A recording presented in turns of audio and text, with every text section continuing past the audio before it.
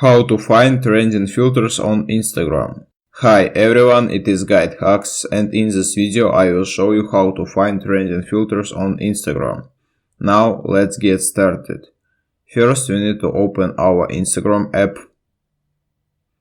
Then we just need to tap on the cross at the top right corner and choose Reel.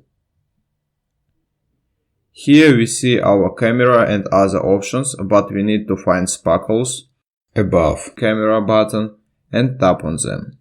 In appear menu we can see a lot of effects, and at the middle there is a line with useful tools where we can choose research, savings, sparkles, trending, reels and appearance, and choose effect which you would like to use.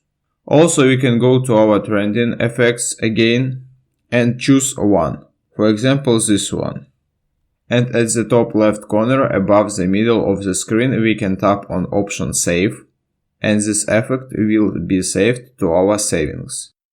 On the other side of the screen we can see option which will show reels where people used this effect. And that's all. It was how to find trending filters on Instagram. Thanks for watching. If you found this video helpful, we would appreciate if you subscribe to our GuideHacks channel.